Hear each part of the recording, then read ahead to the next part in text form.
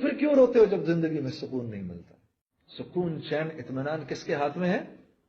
کس کے ہاتھ میں ہے؟ اللہ کے ہاتھ میں ہے۔ ایک نوجوان مجھ سے پوچھنے لگا، جنید بھائی یہ ذرا غور سے سنیے گا اس بات کو، اس نوجوان کے اس سوال نے مجھے سوچنے پہ مجبور کر دیا۔ اس نے کہا یہ آپ اتنے جو سفر کرتے ہیں روزانہ، ہر روز ایک نئے بستر پہ سو رہے ہیں، آپ کو نیند آ جاتی ہے؟ جھٹکے سے مجھے ایسے جھٹکا لگا اس کی بات سن کے۔ میں نے کہا میرے پیارے، نیند کا تعلق نرم بستر سے نہیں ہے،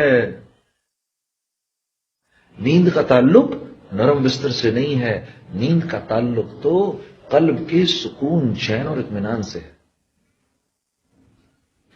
یہ نرم بستر ایک پرسکون نیند کی شکل ہے، شکل، لیکن یہ پرسکون نیند دے نہیں سکتا۔ یہ بڑا گھر، خوبصورت سا محل نما گھر، یہ ایک کامیاب زندگی کی شکل ہے، لیکن کامیاب زندگی سے اس کا کوئی تعلق نہیں ہے۔ یہ بڑی سی گاڑی ایک کامیاب زندگی کی شکل ہے، لیکن کامیابی سے اس کا کوئی تعلق نہیں ہے۔ یہ مال ایک کامیاب زندگی کی شکل ہے، صرف کامیابی سے اس کا کوئی تعلق نہیں ہے۔ محنت سے مال نہیں ملتا، مال سے چیزیں نہیں آتی، چیزوں میں راحت نہیں ہے، راحت اللہ کے امر میں ہے۔ ہاں، ایک باپ ہے، اس کے 10 بیٹے ہیں، 10 کے 10 فرما بردار ہیں، تو وہ اپنی جھونپڑی میں جنت کے اندر ہے۔ اور ایک آدمی ہے، اس کی ایک بیٹی ہے لیکن ناگن ہے، تو وہ محل کے اندر دوزخ کے اندر ہے۔ یہ ٹورانٹو کا شہر ہے۔ اسی ٹورانٹو کے شہر کے اندر مجھے آج بھی یاد ہے 1992 کی وہ قصہ، وہ آج بھی میری آنکھوں کے سامنے گھوم رہا ہے۔ ہم یہاں پر شو کر رہے تھے، بہت بڑا مجمع تھا۔ جب شو ختم ہوا تو آرگنائزروں نے کہا کہ آپ باہر نہ نکلیں یہاں سے، بہت بڑا مجمع، ان کو جانے دیں۔ تو مجمع کے نکلتے نکلتے رات کے 2:30 بج گئے۔ تو ہم جب یہاں سے باہر نکلے تو گاڑی کے اندر جا کے بیٹھنے لگے، ایک جوان لڑکی دوڑتی ہوئی آئی، میں نے آپ لوگوں کے ساتھ جانا ہے۔ اب ہم رہنے والے تو پنڈی کے تھے سارے، ہاں، ہمارے لیے تو کراچی بھی نیو یارک سٹی تھا، ہاں، تو ٹورانٹو تو سوچو کیا ہوگا ہمارے لیے۔ پھر بھی کچھ تھوڑی بہت، اللہ معاف کرے، وہ کام تو کوئی حیا کا کام نہیں ہے جو ہم کر رہے تھے، لیکن پھر بھی کچھ تھوڑی سی تو حیا باقی تھی ہمارے اندر۔ ہم ایک دوسرے کی شکل دیکھنے لگے۔ اس لڑکی کو دیکھ کر ہم نے کہا تم نے کہاں جانا ہے ہمارے ساتھ بھائی؟ ہم تو اپنے ہوٹل جا رہے ہیں۔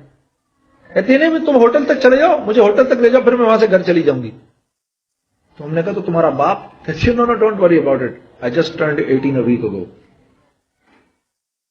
تو ہم نے کہا پھر کیا ہوا؟ ہمیں پتہ ہی نہیں تھا 18 ٹرن ہونے کا کیا مطلب ہے۔ ہم نے کہا پھر اس سے کیا فرق پڑتا ہے؟ کہا وہ کہنے لگی last week when I turned 18 I went to the night club, I came back at 4:30 in the morning, my father didn't open up the door, I just called the police, so there's no problem. آپ یقین کرو یہ پورا کا پورا واقعہ مجھے آج تک یاد ہے۔ 16 سال اس واقعے کو ہو گئے، 17 سال اس واقعے کو ہو گئے ہیں۔ اس لڑکی کی ایک بات مجھے ابھی تک یاد ہے، اور میں صرف یہ سوچ رہا تھا، صرف اتنا سوچ رہا تھا کہ اگر میری بہن یہ کرے تو میرے باپ کا کیا حشر ہو، اور اب یہ سوچتا ہوں اگر میری بیٹی یہ کرے تو میرا کیا حشر ہو۔ لیکن قصور اس بچی کا نہیں ہے، قصور اس بچی کا نہیں ہے، قصور ان ماں باپ کا ہے جنہوں نے خود زندگی میں دین لانے کی کوئی محنت نہیں کی، تو وہ اولاد کو کیا سکھاتے۔ میرے دوستو، یہ جن لوگوں میں آپ رہتے ہیں، اگر ان میں آپ عزت چاہتے ہیں تو آپ کو محمد صلی اللہ علیہ وسلم کی زندگی پر چلنا ہوگا، کیونکہ اللہ نے ہمارے نبی کو وہ زندگی دی، اور کہ اس میں اس زندگی کے اندر ایسے طریقے ہیں جو انسانوں کو مقناطیس کی طرح اپنی طرف کھینچتے ہیں۔ جتنی اس زندگی سے دوری ہوگی اتنی میرے دوستوں زندگی